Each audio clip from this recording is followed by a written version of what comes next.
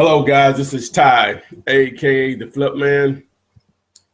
Today's video is an actual testimonial video from a student out in the Mile High area, Denver, Colorado. His name is Adam. I'm going to bring him on in a second, but wanted to share his story with you. I know a lot. This does a lot for people to see someone else's experience besides mine. And let you know that this is real. But before we get into that, don't forget you can take advantage of the 100 plus videos on YouTube and you can go directly there through howtofliphouses.net. If you're interested in the 1-800-SELL-A-HOUSE, becoming an affiliate in your market, just hit me up. You can call or text me at 205-492-3425. Don't forget, if you need a coach and mentor, along with 2 courses on wholesaling houses and apartment buildings, go to junkers101.com. Okay, enough of that. On to why we're here. Adam, are you there? I'm here.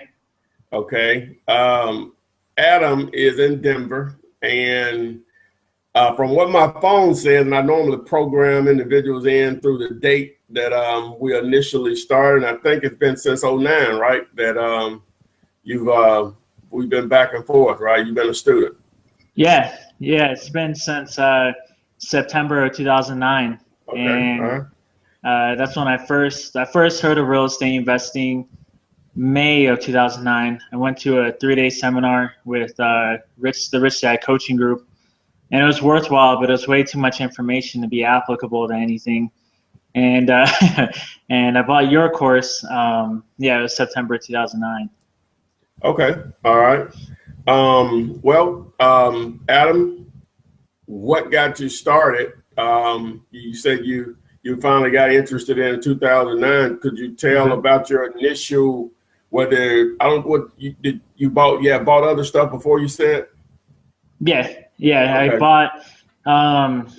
It's kind of a funny story, but when I graduated from high school, I had a dream of doing music, and I was playing bass guitar, acoustic guitar, and songwriting. I still do the songwriting today, and a huge fanatic of hip hop music.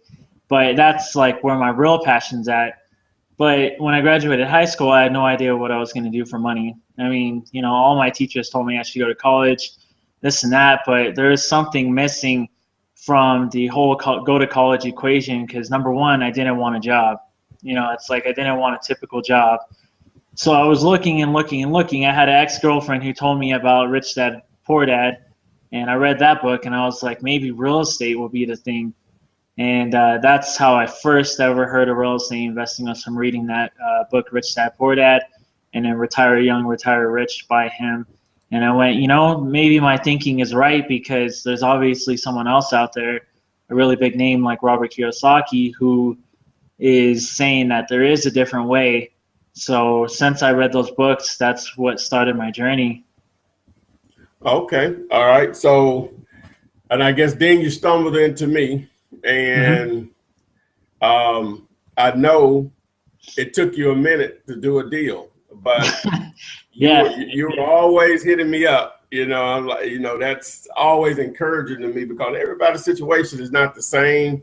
You have other things going on in your life. So tell us how you, I guess, number one, you didn't give up, but just take us through the process and how long it actually took. Yeah. Okay. So this is why I really wanted to do a testimonial, because you were the first coach and person that I ever bought a course from, that was actually simplistic and applicable, which was most important. It always eased my mind on not overcomplicating this business, because like you said, it's so simple. Right now I have a mentor I'm an acquisitions manager for, who I work with, strictly only work with. And but in the beginning, in 2009, I bought the course. I was like, okay, this is what I want to do. I put out probably like 100 bandit signs the first month, just stuck to what you were saying.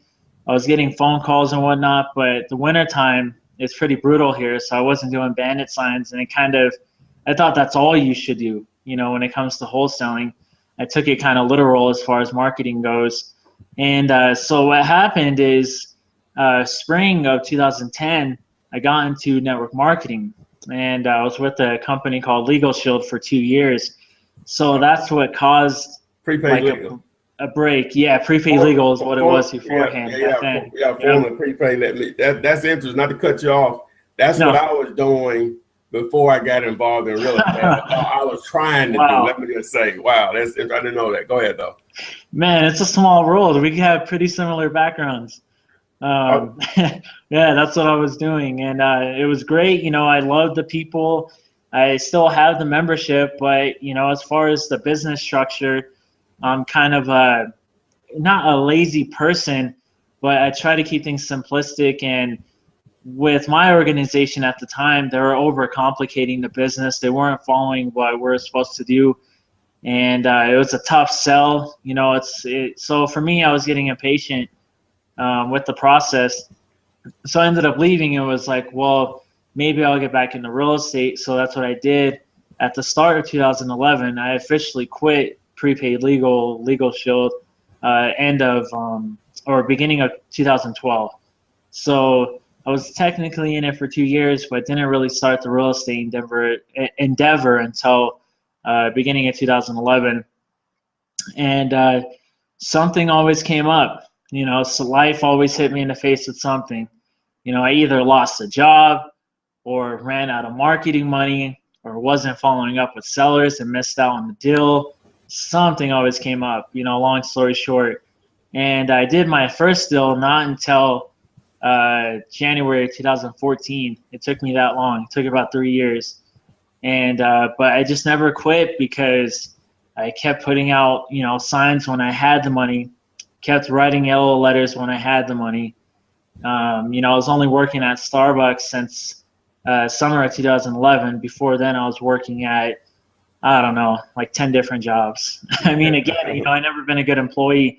I've always been really good with my work ethic, just not a good person that likes to be told what to do, And so, yeah, it took about that long, kind of trying to sum it up as much as I can. And it was actually from bird dogging a deal I found on Zillow, of all things. I made $500 then in January. But that was technically the first time I ever made money with real estate. But it wasn't until beginning of this year that I actually made a few $1,000s. I made $3,000 beginning of this year. And since then, it's been nonstop. Because I remember one of the first videos I saw from you, you said once you get a real estate deal and you make $3,000, $5,000, whatever, you're in the black. And that's, if you know how to spend your money on marketing, it's no joke. So what was your actual first deal? I think you mentioned a bird dog situation, but what was your actual first deal? How did that go down, if you remember? Oh man, it was so simple. I found a deal in Inglewood that was on Zillow, and all I did was, I was looking on Zillow. I found this deal. It was, forgot the exact street address, but it was for like $115,000. In the Denver market, I was like, okay, that already strikes out as a deal because it's a 3-bedroom, and especially in Inglewood, for 115, the median ARV is about 225, maybe 250. So I already knew off the bat it was a deal if it was a real seller. So I contacted her on the contact form because her phone number wasn't on there, and she gave me a call the next day. Said, yes, I have a house. It's pretty banged up, and I was at work at Starbucks when she gave me a call. So when I heard the voicemail while I was on my break, I just gave her a call right then and there. And I told her, yes, my name is Adam. I'm a real estate investor. I'm a cash buyer. How can I help you with your property? And, she just gave me the basic rundown, immediately scheduled an appointment with her. And I took a look at the house. But I think this is why it took me so long to do a deal, is speed of execution and fearful of putting a property under contract, honestly. Because what I did with this deal is I was like, oh man, I don't know if it's going to be a deal still. I don't even know if I got the right contract. I don't know what I'm doing. So there's this guy, Jim, that's in my area, and he was a local investor, and he still buys houses till this day. But I knew he was a real cash buyer because he always had projects going on. So he was the first person I thought of calling, and I said, I'm negotiating this deal. Already met with the seller, took photos. I made a first offer for $75,000 because it needed so much structural repair in the basement. The concrete was really running, it was getting pretty bad, and it was making the house unleveled. And so that's why I offered her such a lowball offer. And she was like, I have one other buyer that wants it for 85. And to me, I was just like, good. I didn't think anything of it. I was like, no, our offer is still 75. I told her about my, partner, which is, he just played like, yeah, I'm his partner. We do deals together. Luckily, he was very honest and a good person to work with. And he was like, yeah, 75 is the best we can do. This was negotiating was going on during December, and then he closed on it the first week of January because he's like, yeah, I made the offer for 78 and she took it. So I'm going to pay you $500 up front, and then it's going to be, $1,500 if I make any money off of this after closing, on the sell side. So he paid me $500 up front after closing when he got back in town from visiting family. I think it was in like Minnesota or something. And we met at a Panera Bread down in Denver near the Cherry Creek area. And he just gave it to me, $500 cash. I was just like, I played like I got paid before, but in my head, I was just like, Jesus, I can't believe I made any money at all just for telling somebody about a real estate deal, And but that's how simple this business can be. You can just refer a deal to somebody, and they'll pay you as long as the integrity's there. And I recommend people sign maybe like a finder's fee agreement just to make sure, there's no litigation or whatever, no conflicts of interest or whatever legal lees there's going to be involved in case there is a conflict. But it's like what you always said. What kept me what I kept in mind when I worked with buyers was if they're going to question how much you're making or have a problem, it's probably someone you don't want to work with anyway. That's it. So are you still doing deals that way where you're not actually putting them under contract, or that was just like your first deal, you were glad to make some money off of it, or how are you going about it now as far as securing your position within a transaction? Because let me just say this, like you found that deal on Zillow. That's what I tell people, is that when you find properties online like that, you have to have a special type of buyer. Yeah, because exactly. He didn't need you. You didn't you didn't have it under contract. If he did his due diligence and seen that the property was out there for sale, once he had the address, there's no reason for you. So that's why it's important that your deals start. You're the one that initiate all advertising, not the seller, not another wholesaler. It can be done, but again, in this situation, you had a buyer ready to go, and he knew the area. He just heard the numbers. He didn't have to do any due diligence. So that's what I call a special type of buyer. But a lot of buyers are going to do their due diligence, and once they see it's already being advertised online, whether it's on MLS, Zillow, or a combination of both, it makes it difficult to do a deal because they can the seller's information or a method of contacting them is available to them if it's advertised online. But again, I just wanted to add.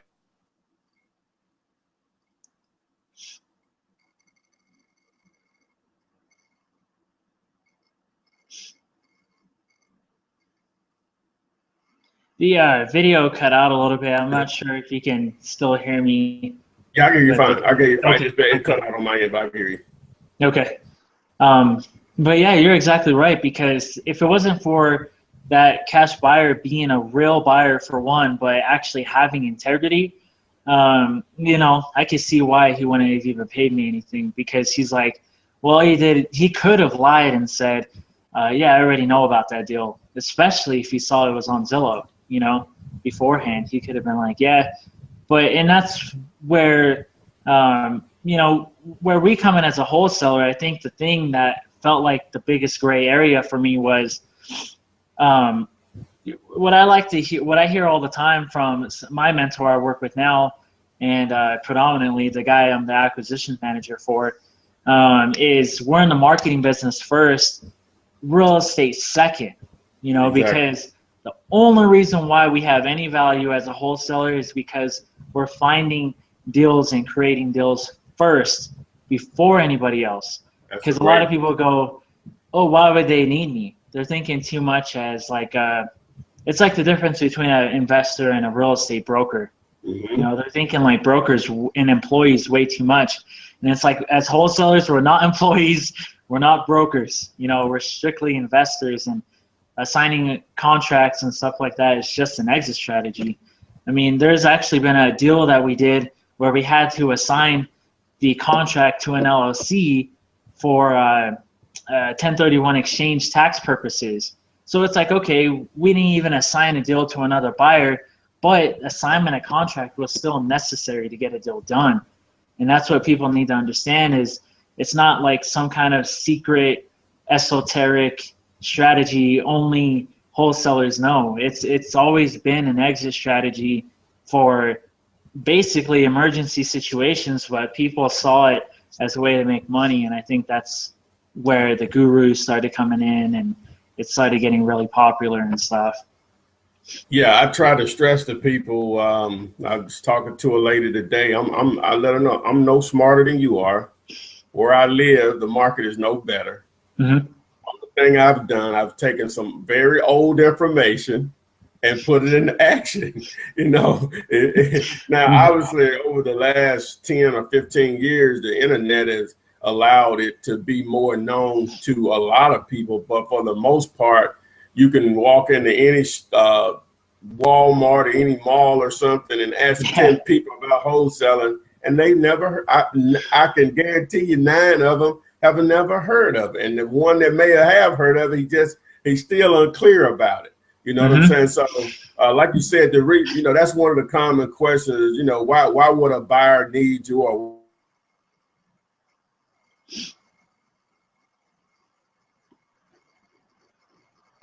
video cut out.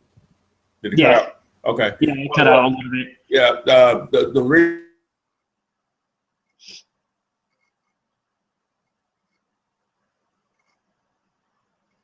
they're motivated enough to sell the property at a discount. I don't know what their level of motivation is or why they're motivated. They just are. You know, it could be illness in the family, a divorce, property need too many repairs, tired of being a landlord, child going off to college, all types of reasons. You know, they're just motivated. For a buyer, they just want deals. Yeah, exactly. Obviously, they would love to not pay you if they could, but that's why it's important that you leave most of the equity, not most of the good chunk of the equity to them. So it's just a no-brainer. Yeah, I'll pay you 10 grand if I can make 30. You know what I'm saying? So, yeah, all day long. Yeah. You know, it's just a no-brainer to them. That's why I really stress to students or non-students, in my opinion now, there's a lot of ways to do this business. Focus on sellers, finding the deals. Like your guy said, we're just marketers that real estate is the method that we're getting paid by. But focus on sellers, because that's the hard part. Finding a buyer or giving away money is the way I look at it. That's the easier part of the two. You can always give away money. You know, you don't have the first buyer, but if you go out and find an attractive deal today, oh, you'll get paid. It's just that simple. I don't care where you are. So, but that's the thing, understanding what's an attractive deal. You know, it may seem that it is, but it has to be a smoking deal. You know, each market is different, but it still has to be a deeply discounted deal. So, but yeah, man, I'm glad what you've shown is a level of persistency. Anything else you want to share on that with people that are watching this or that will be watching this in the future on just, I guess, a basic or a way you need to pursue this and understand the simplicity of it. Not saying it's easy, but the simplicity of it and what you need to do to keep, you know, make sure that you do what you need to do to do deals. Yeah, there's actually I hope this doesn't take too long, but it should just take like 2 minutes. But this one deal that we did over the summertime in particular is a huge story I really wanted to share, because this was from bandit signs. And that's why I was like, man, I got to share this story, because this story of this deal that we did in the summertime is really like probably the top 3 reasons why I think most people don't do deals, especially with wholesaling. And then I'm in the Denver market, and till this day, me and my partner, we get people all the time, other investors going, there's no deals in Denver. You can't get deals at 75% of ARV. Every single deal we've done so far, we've been doing 3 deals a month at least. This month there'll probably be, we're hoping for 3 or 4, but it's been 75% minus repairs every single time, because the level of motivation for the seller, they don't care how you're buying the house. They just care that you're solving the problem, like you said. And that's all that matters to them, is literally if you can solve their problem, they don't care about anything else. They don't even know. Most of them haven't even bought 1 or 2 properties in their life. And the way they did it is not the way we're doing it, so they don't even know. I mean, I have sellers that go, oh, the $10 earnest money, how do I pay that? And I'm just like, that's how much they don't know. I had the past 3 deals we've done.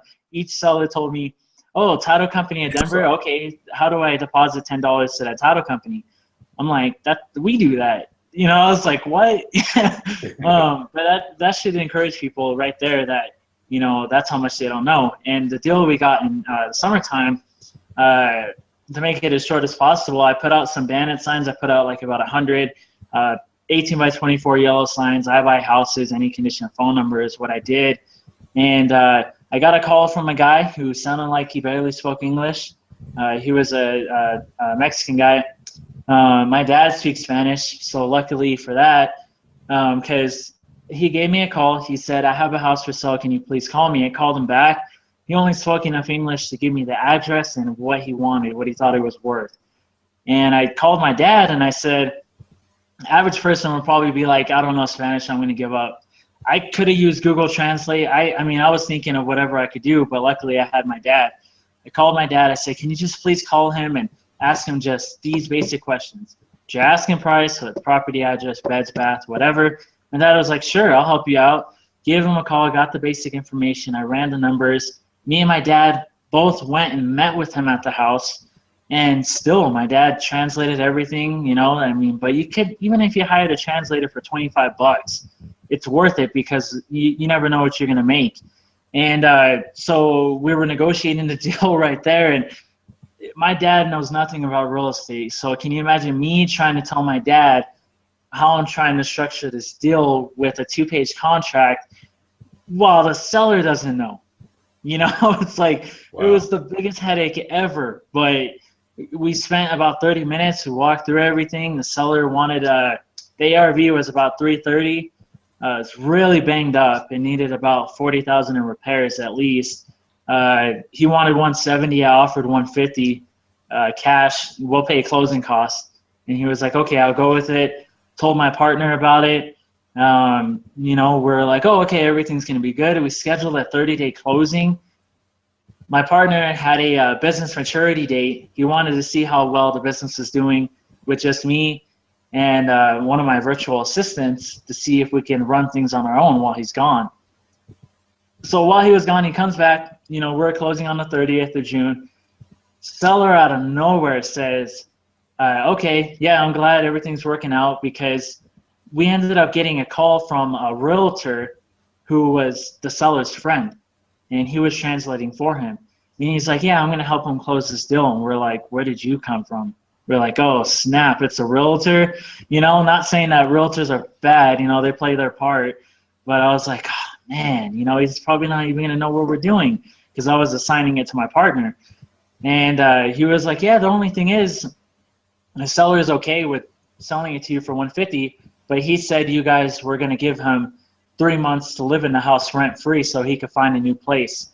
And I was like, oh my God, this deal is done. I was just thinking in my head, no, don't think anything negative. while my partner was out of town, I had to give him a call, and it was kind of embarrassing because pretty much already assigned it to him. And so give him a call. We're at the closing table while he's on the phone on speakerphone. We're trying to negotiate it. We're like, look, we'll give you 45 days to stay in the house. As a tenant, you have to sign a lease, and you have to at least pay 2 weeks of market rent. Because we went back and forth for like 45 minutes trying to figure out something. We could have gave up. We could have said, oh, man, he wants that. Nope, dead deal. But we're just like, whatever, we just got to make the deal work. This is not ideal, but it's better than losing out on money, and helping the seller.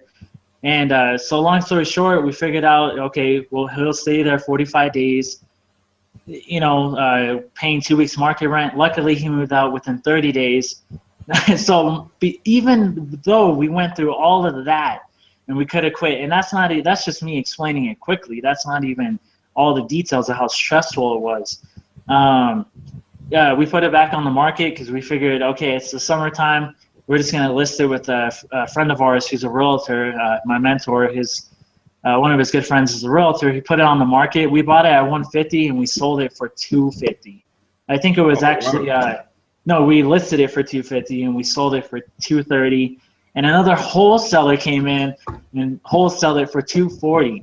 Oh, so wow. Not only did we make a huge profit doing no repairs, but even a wholesaler made 10 grand. So that just goes to show you that you shouldn't quit just because a problem comes up, because the signing the contract was easy. All I did was a purchase and sales agreement, gave it to the title company. I already had a buyer. That was my mentor, I'm working with.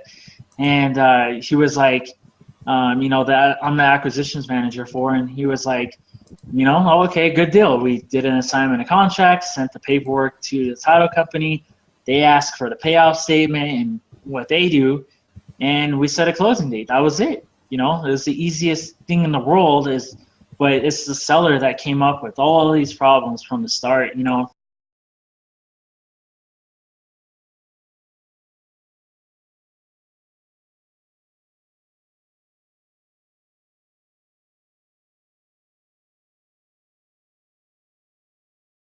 Fortunately, him knowing Spanish wasn't his fault as a problem. It was just a problem. I didn't know Spanish. Maybe I should brush up on my Spanish, but but we could tap into a whole new market. But it's like I easily could have quit because I have in the past where it's like the number one thing I think people need to understand is the only way you provide value is structuring deals and marketing to find them.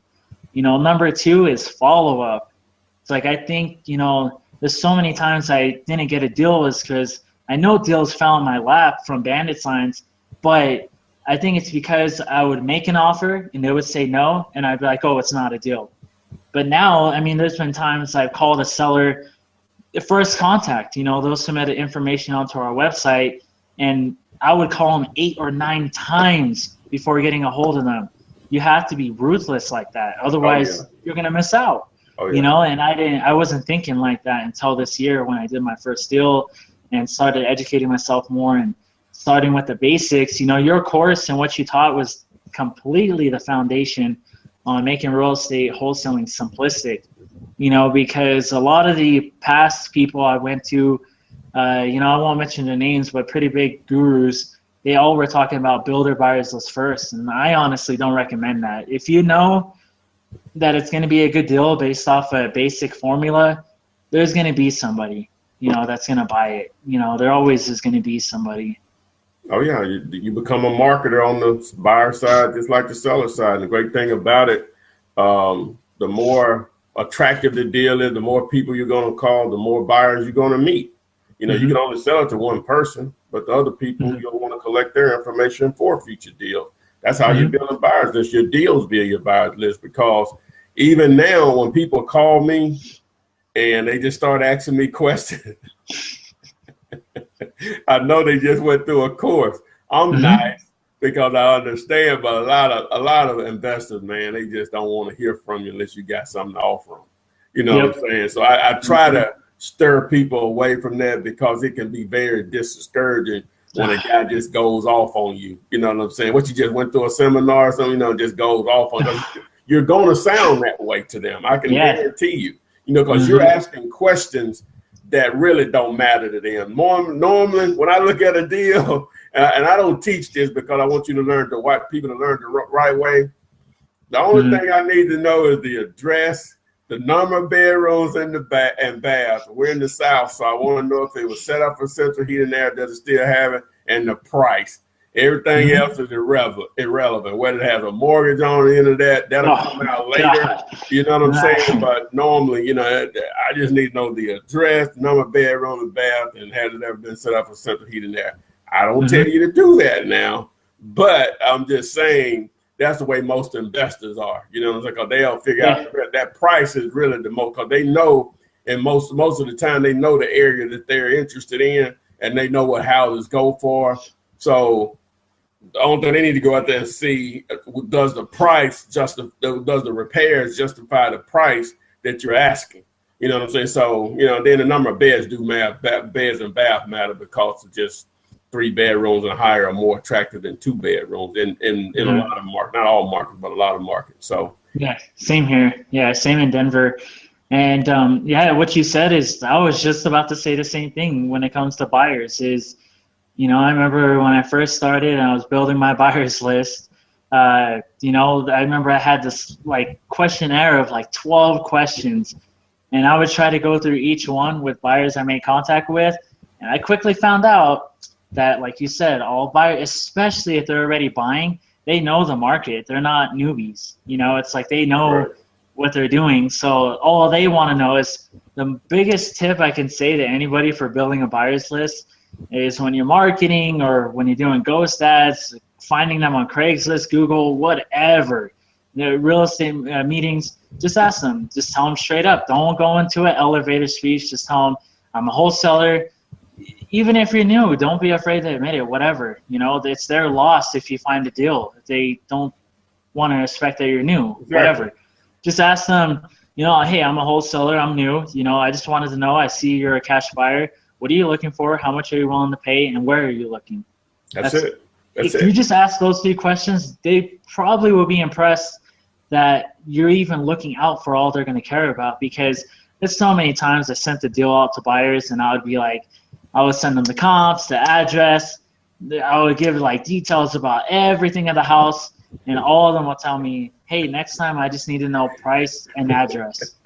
That's all I need to know. And I'm just like, God, I embarrassed myself. But it's like what you said, you know, it's like you might look stupid, you might look embarrassed, but at the end of the day, there's a negotiating course I'm studying, and I loved what it said. It said that dumb gets paid. And I was like, man, you know, that kind of sounds counterintuitive, but as I was reading it, it was saying, if you're the investor that plays like, you know, not all the time, but at least when it comes to negotiating, if you play like you don't know 100% of the answers, does it matter if you still get a $6,000 check from an assignment deal?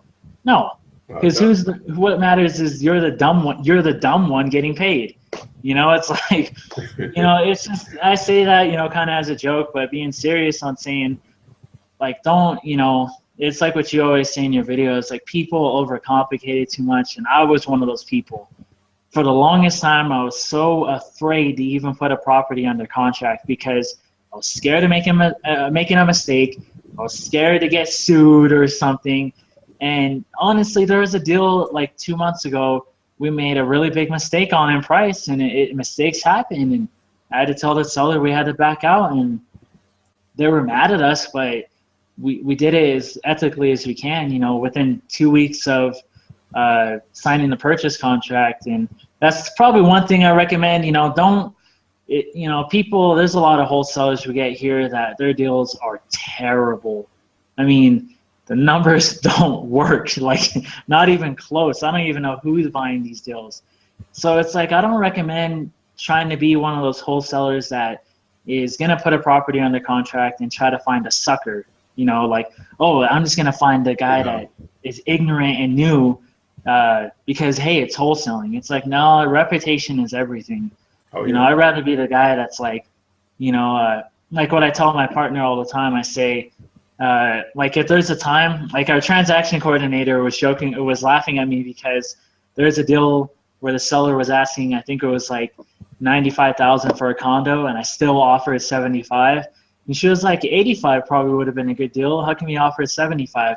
I was like, we're not looking for good deals. We're looking for killer deals. Oh, yeah. I was like, that's why we're in business to make money today. It's like, and if we can solve it's a business, you know, if we can solve a seller's problem, I mean, you know, we're not trying to steal houses. We're trying to make win-win situations, but at the same time, you know, we're the ones buying. You know, we're the ones putting up a lot of money and taking all the risk, you know.